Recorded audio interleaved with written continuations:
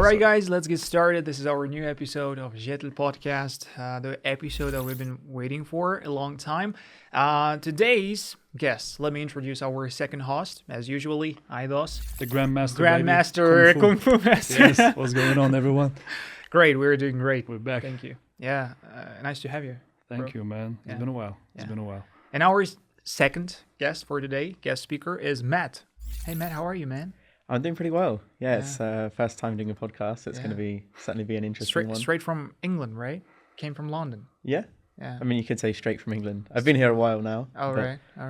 You've been staying here for a long time. I mean, as I know, right? Yeah, it's been 3 months. 3 months. Yeah. And what you've been doing 3 months here?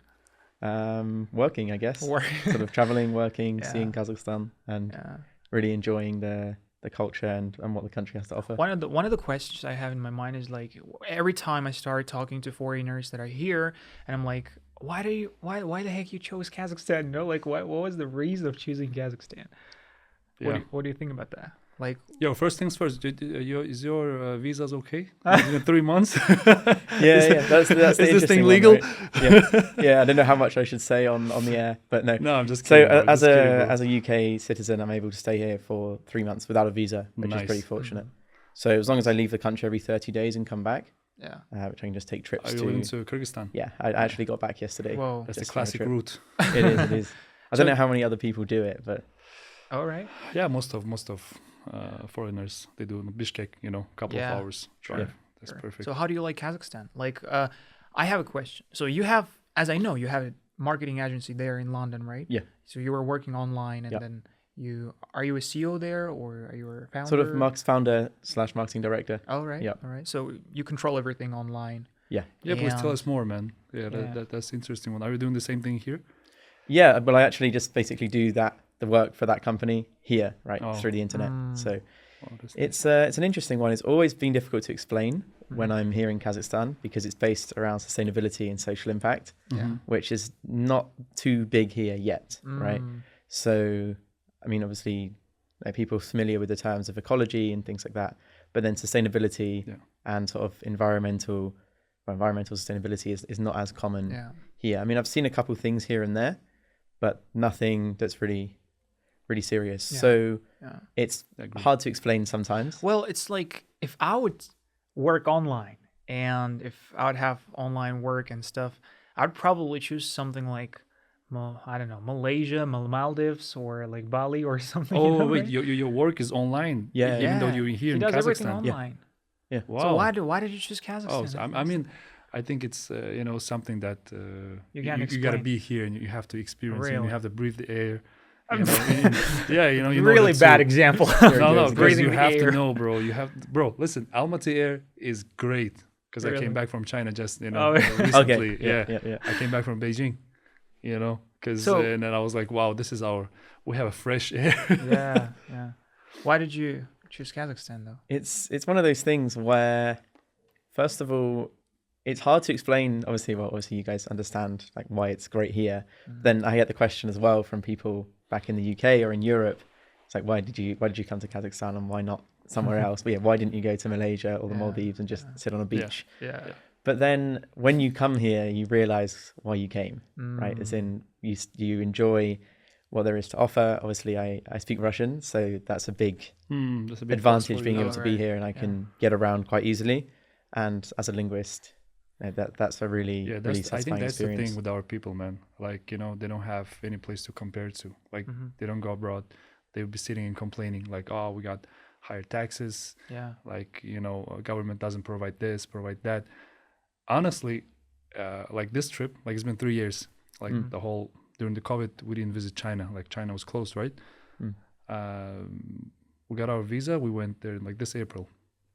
I took a few companies, like several companies, and like we're like a bunch of us. That was a went business to China. trip, right? Yeah, it was a business trip. So we went to attend this couple of fairs.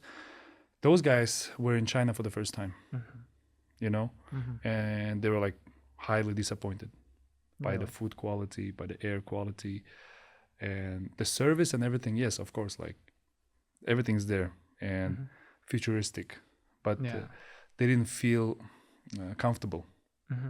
And they left. I stayed there for 2 more weeks. I came back and then we met up. I was like, so, like, how's China? Both of them like, yo, we love Almaty, man. Yeah. Like, we love our food, our people. It's so clean here. Yeah. And they were like, I think now they like, you know, they would appreciate more. Yeah. So like that, I think that's the problem with most people, that they don't have anything to compare to. So, and even it's an interesting one. I found even ones that do. I mean, my group of friends and I, we travel a lot. Yeah. And my friends have been pretty much all over the world in the last sort of 6 months to various different countries. And I've noticed we were having a discussion sort of last week, and we're always thinking, there's the phrase in English which is like, the grass is greener on the other side, right? So somewhere else it's always better. Yeah, exactly. And that's the type of thinking that people have. Yeah. So you think, oh yeah, outside of, for example, in your example, right, outside of, people would think, oh yeah, in China it's great, I'd love to be there. They go there, they realize when they haven't been there, they think it's, you know, it's incredible and it's a wonderful place. Something cool. But when you go, you understand the realities of it. Mm-hmm. And when you haven't been, there's always this perception in your mind of like, oh, it's going to be so great. But everywhere has its difficulties. Of course, it's just exactly the ones that you choose to deal with. That's the same thing people say about the US. Like they want to go 100%. to the United America, and then it's like chasing the dreams or something, or the American dream, so-called. And then people go there, and then I'm like, if you haven't achieved anything here, honestly, like, don't you think that their life is better, or there someone's gonna give you something just like that, and like nothing happens just like that. So you're gonna work. I mean, I always say, like, here in Kazakhstan, you're gonna work only for 40% of your effort. Like you have to put 40% of what you can do. There in the US, you got to work for 120%. It's an empty market here, man. Of course, exactly. I mean, you can do basically anything here. If you're starting your own business, those people will be the same anywhere you put them, any country. They will say the same thing. It's always there's a war, there's a politics, there's this and that. So exactly, and you don't need to invite anything new here. You can just basically copy what you have in the West, where you have in the Eastern countries, and then you can just copy past it. Because I had a friend who studied with me in Japan, and he went to Japan, and he was just like searching the market, doing some analysis, writing everything, new ideas and thoughts. And then he came here and he just embedded what he saw there. And he started his own business. He started producing this cute, Korean styled, Japanese styled, like those Asian style dolls or something? Not dolls, but like t-shirts with different prints on it. So then, I mean, what I say is that, like, you don't need to invent anything new. Everything's basically there. So you just got to be like adaptive. You know what I'm saying? And there's also the point of wages. Yeah. Right? Because people would say, I'll go to the US, the wages are incredible, but then everything is really expensive. Yeah. Exactly. Or I'll go to Europe and I would earn. Yeah. So when I talk to taxi drivers here all the time, they're like, oh, what's the common or the average minimum wage, for example, in England? And when I tell them how much it is, like, wow, I'd love to earn that. But then it's like, if you consider all the taxes. Yeah, but tell how much a pack of cigarette costs in London. Yeah, exactly. How much a bottle of water costs in London. And then you're looking at a completely different lifestyle, because you would think, oh, if I earned that type of money and lived here, of course you would be rich. Yeah. But you would live there and it's extremely expensive. Do you remember that the thing with... My friends used to sell cigarettes, bro, in London, like Kazakhs. They used to sell cigarettes to Saudis. If Saudis buy it, bro, that's really expensive. Yeah, there is a thing with if you do remember the thing with Akim Shymkent's Akim, the mayor of Shymkent. He the once, X1? Yeah, the X1. He was once recording a video shooting himself walking in London streets, and he was like, "You gotta like work in Kazakhstan and live." And spend abroad. Spend money abroad, and that was like ever, cringe. Like, and then after that, the mayor of Chimkent, fired. Southern Kazakhstan. So he's in London, he's on vacation, and like he's shooting a video, like selfie. He's like, "Yo, everybody should make money in Kazakhstan and spend it abroad," and like, show the background and shit. That's crazy. Yeah, like man, he got so like a crazy backlash after that video. Yeah, I'm struggling to process that one. He was fired after that, I guess. And president was like he said it a few times during his speeches, like our current one, Tokayev. Yeah. President Tokayev, he was like, there's no more spending abroad. All of you Kazakh, businessmen, you guys make money here and then you guys spend it out like, somewhere else, blah, blah, blah. You should be working on, developing our tourism here. Developing our own market, right? Yep. Yeah. That's But I think it's growing, actually. It's going good. Like, I've noticed a lot of traffic, travelers like inside of Kazakhstan, Kaynda or Turkestan, like they're working on it, man. And a bit slow, but I think, it's good.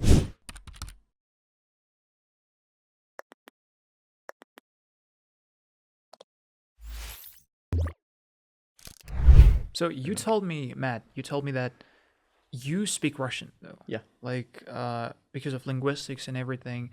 So I have a question. Is that like you dive into this languages straight into, or like while starting learning it? Because when I started learning Spanish, I didn't have any environment at all. Like, I didn't have any people with whom could I speak to. That's why I call you evil genius, man. That's why I call you. Yeah, like it's weird. Like he doesn't need an environment. He just learns. I don't know, like this. No, he takes something. I don't know. Like there's a secret that he doesn't share with anyone. I mean, I'm just curious about, is that like your own method or your own approach towards learning languages? You just go and travel and stay to the country to your target language, or how do I mean, it is my method. It's certainly not my own method, right? Pretty much everything I've learned about language learning is secondhand from, things that I've picked up and different things that I've watched and read and things like that. I think I've had the fortunate opportunity to be able to immerse myself in multiple countries to learn the languages.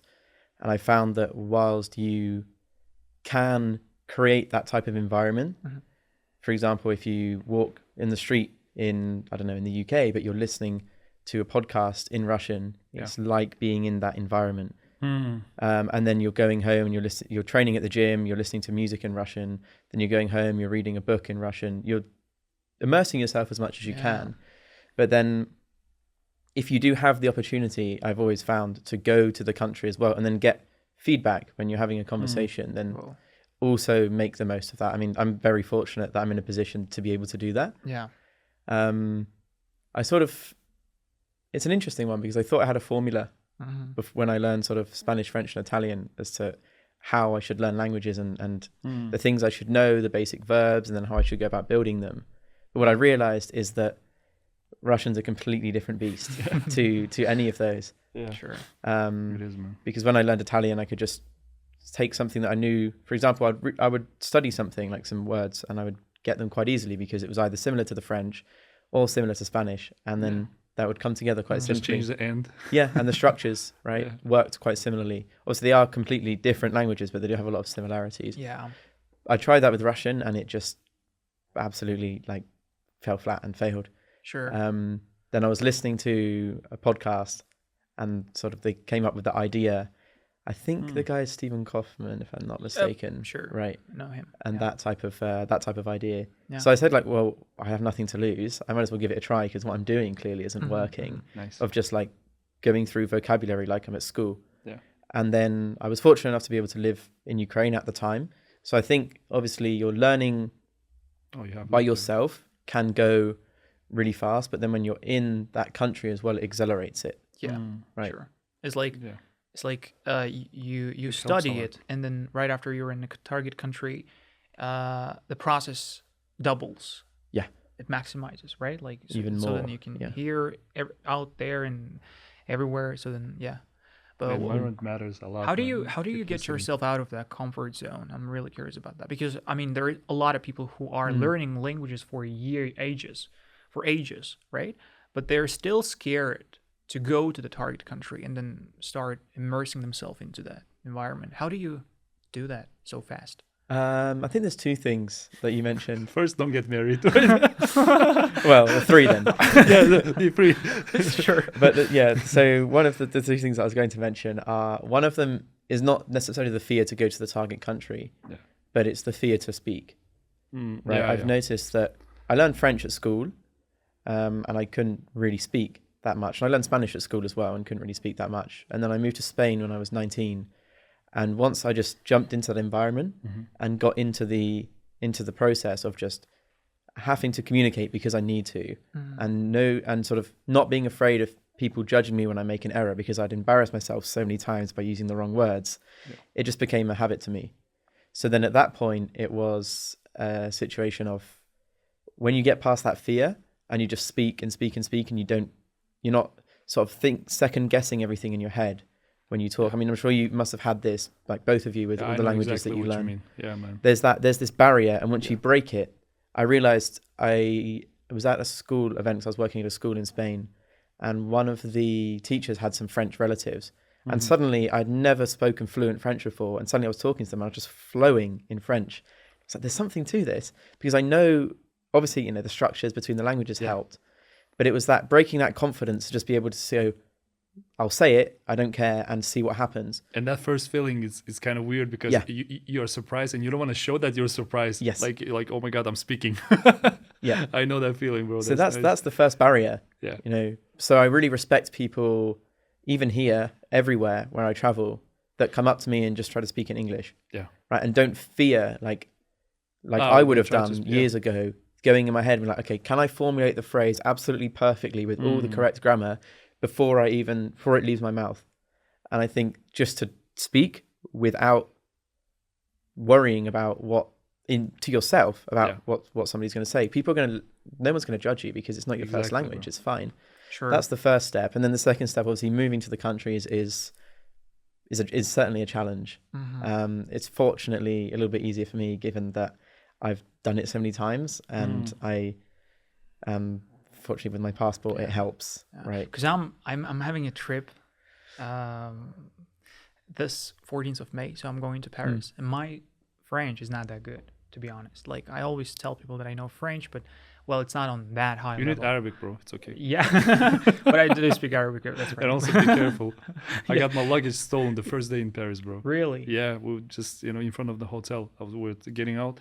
Some dude stole our, the smallest luggage. That were my kids' clothes. So the driver, good thing, I don't know, we were speaking, he's Moroccan. He comes out like in movies, bro. He just, runs after the guy, kicks him in the back, takes the luggage and brings it back. It's like, wow, that was really movie thing. I was like, that's crazy. Is it script? You guys want tips for this? That's or how it should is be. It real? So the guy said, be careful. It's crazy out here. Gotta be really careful. Yeah. Because that's not the first story I hear about this. It is crazy, Paris. bro. Yeah, sorry. It's touristic hotspots. I think that it tends to happen because they know that people are going to be just a bit, French phrase laissez-faire with their stuff and just leave it wherever. And so my French is not that good, and I'm planning to go, but I still have those, a bit of anxiety. About the language, about everything, because I've heard a lot that people don't speak English there, they don't. They're for purpose. They come up asking for cigarettes. You kind of, since we speak a lot of languages, you already have that thing, I think, inside of you. You'll just Matt said, you'll go with the flow. It's right. I don't speak French at all, bro, but I know what's une deux trois and all that. Je suis. Idols, this type of things. I think everywhere is the same. That goes naturally. And you'll see it's full of just like in Dubai, it's full of immigrants. So you'll find out. You look at the names, you probably guess where this immigrant's coming from. Yeah. And you can speak their language. I think you'll have fun, man. You're going alone. Yeah, I'm going alone, but I have several people who are living there, and they're gonna meet me up. Nice. Hopefully. So what do you think about Paris? Any recommendations on? I don't think I'm the person. I haven't been to Paris. Oh, really? Yeah, I don't think I'm the person to ask. I've been to the south of France, to Bordeaux, that area, but I haven't actually been to Paris. I think he's just maximizing this, immersing himself into super French-speaking area, because some people say that in Paris they still speak English because there are a lot of tourists. And stuff. We were actually really disappointed. We thought, me and my wife were like, wow, this is Paris, baby, romantic and all that. Yeah. We went there oh, man. It wasn't. It wasn't, bro. No, it was you have to ignore a lot of things. Yeah. You wouldn't see a homeless person in Almaty in front of a 5-star hotel sleeping. Wow. You would see that in Paris. And nobody's allowed to touch him. Everyone has rights. Yeah. You know what I mean? It's very... The tolerance, the level of tolerance is, I would say, is too much. Because I would you was looking at them and yo, man, if it was in Kazakhstan, somebody will whoop there. Yeah. That's right. Yeah, interesting.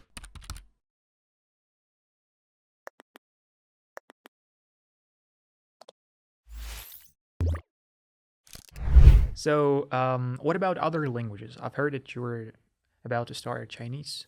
And Yeah. Are you not scared to go to China? Because I've seen some videos of travelers in China, and then there's like nothing in English, basically. Like everything is in It Chinese. is like that. And it's worse now, bro. If you go into China, Well, thanks.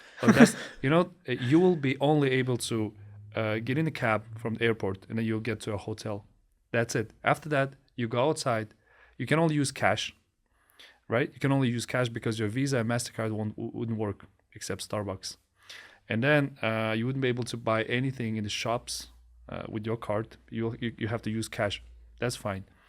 The problem starts when you want to get a cab. Yeah. You won't be able to get a cab because all the cabs, you have to use an app.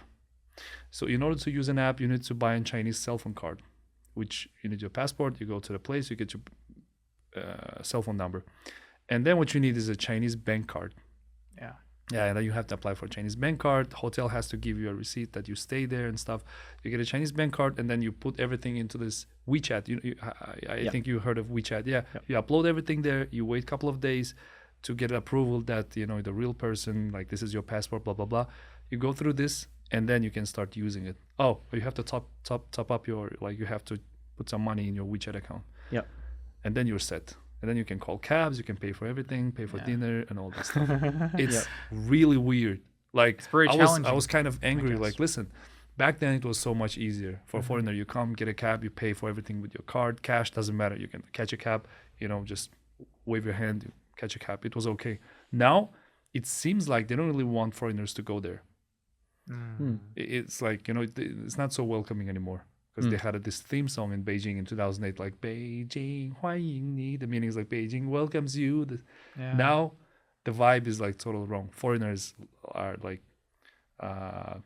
pretty much all of them left. Yeah. Only this old foreigners who have pretty business good Chinese there. Also.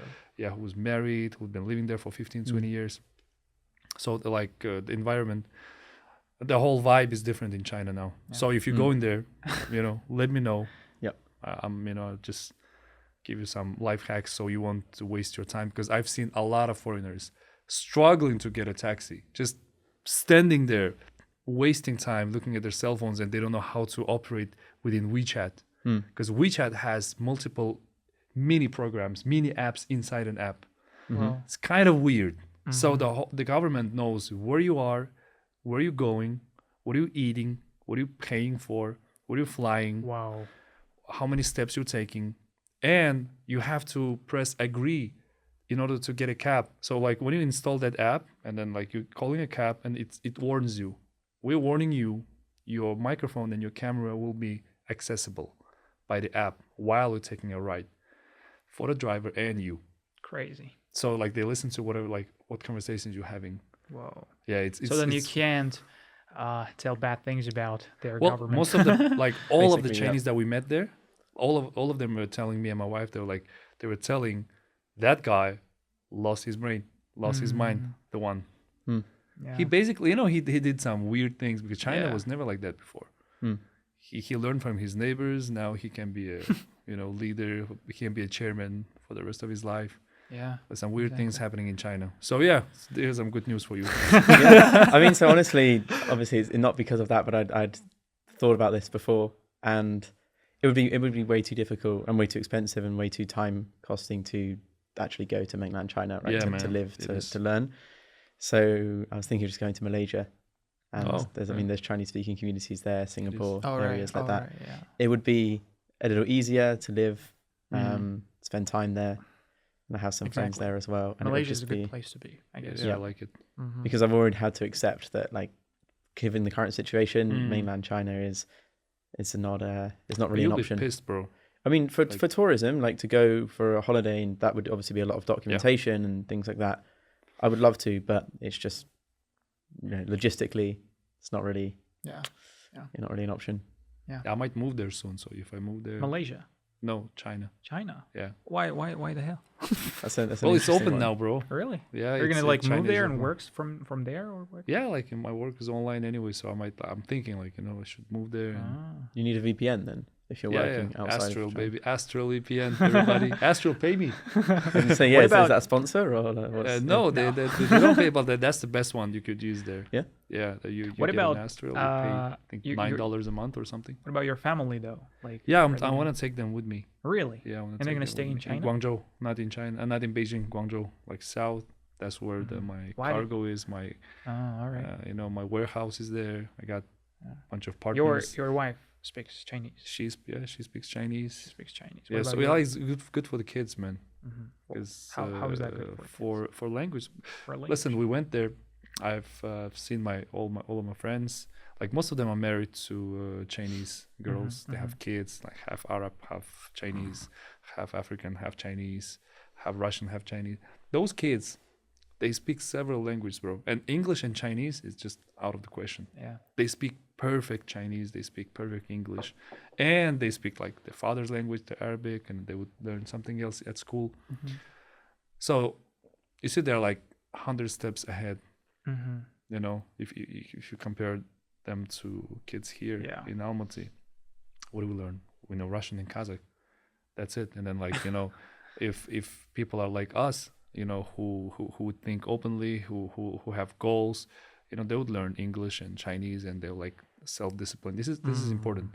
Okay. Here, Kazakhstan itself is a very, you know, a laid-back country. Yeah. Kind of lazy country, you know. Like we like to take it slow. Yeah. I mean, people are still struggling learning English here, Exactly. which is like, which is super. Come on, like everyone we're speaks trying. English Look nowadays, at us, Matt. We're trying our best. Yeah. This is we trying, bro. Yeah. Who needs this podcast, man, in English? You know, this is for you guys, okay? Whoever is watching, so that you could speak a good English, man. Learn it, you know. And also for those who would like to know a little bit about Kazakhstan, not from those BBC news. Not only for them, of course, So you can hear some real things about Kazakhstan here. So you see a foreigner, he's safe. Nobody's touching him. He's alive. Yeah, he's living here for 3 months. That's right. This is not a like how would, you know, some imagine like Afghanistan, all that.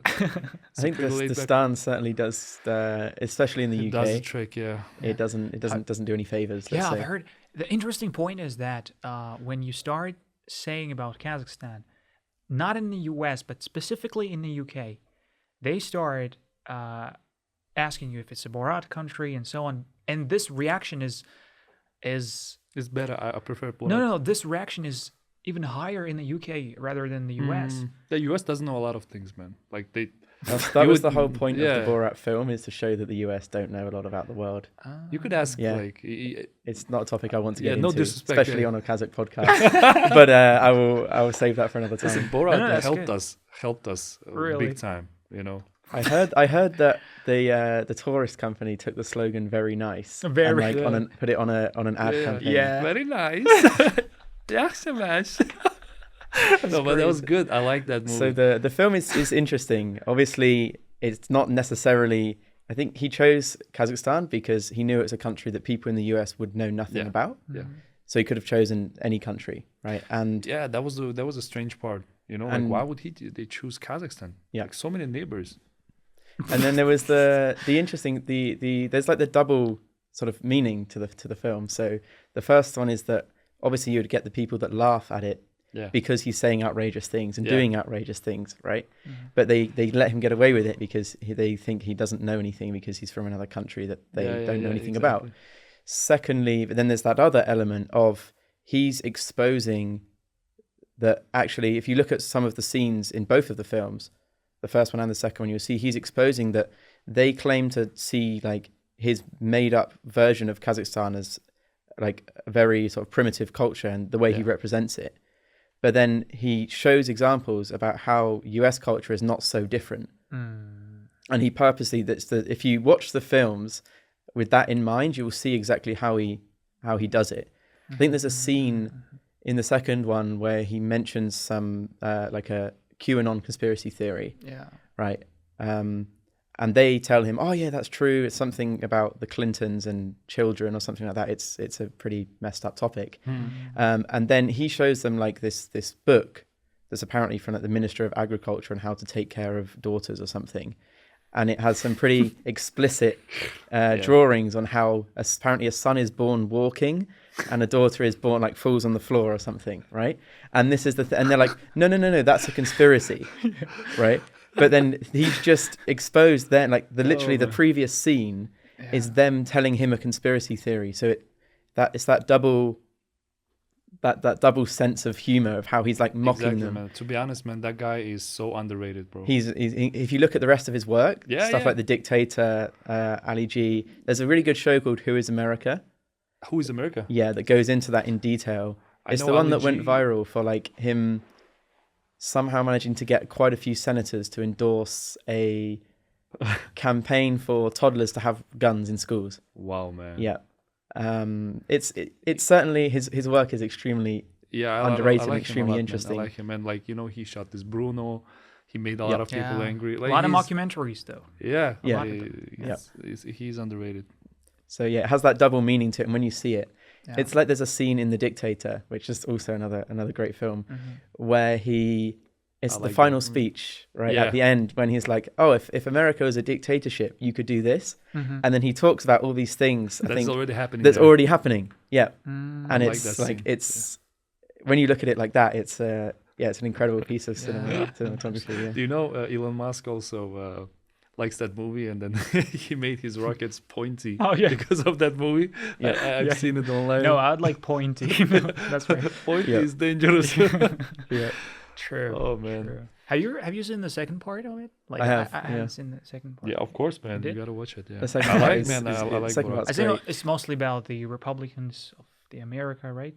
How he mocks all this Donald Trump and everything. Yeah, I like those actors beside him. Like they did a tremendous good job. Because he gets away with like getting them. He pretends to be on their side. Yeah. Like think the same type of way as they do, and then he gets them to push their limits of what he can agree to, of what they will agree to. So he'll say something really outrageous and see if they're going to like call him out for it or not.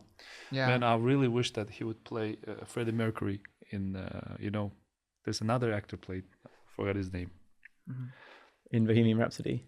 Yeah. Oh, Malik something. Yeah, Malik something. Yeah. Rami Malek. Yeah, Rami Malek. Sasha Baron Cohen was supposed to play that role.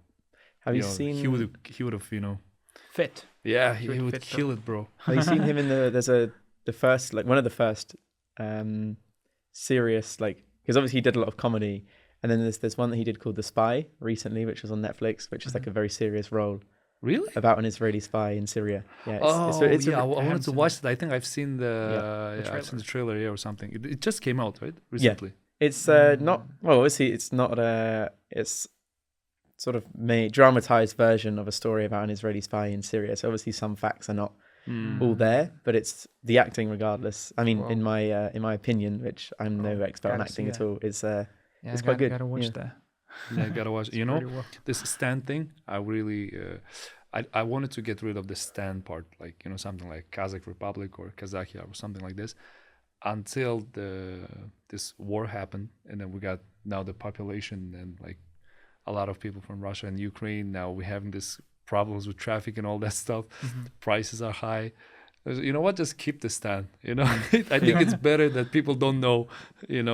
I think it's our country is a gem in Central Asia. Turkey changed the name recently of the country. Turkey, right? To Turkey, because they said that Turkey is basically it's like a bird. Yeah, it's a bird. They're just like it's basically a bit of a comedic bird. So we don't want to be associated with that. Turkey, right. All right. I think it's pretty much enough for today of our new episode. Thank you, Matt, for joining. It was nice to talk to you. Thank you for inviting me. Nice having you here, man. Yeah, I hope we're gonna have more interviews with you soon, because you're obviously staying here for quite a longer period. Yeah, and then if you're here, we're gonna invite you definitely a couple of times as well in the future. All right, man. All right. Don't forget to follow, man. Watch Jetil Podcast, baby. And follow on Instagram. Subscribe, guys, to our podcast. Don't forget to put the like button, share this video with your friends, comment it down below, and see you soon in the next episode. Follow your boy. See you.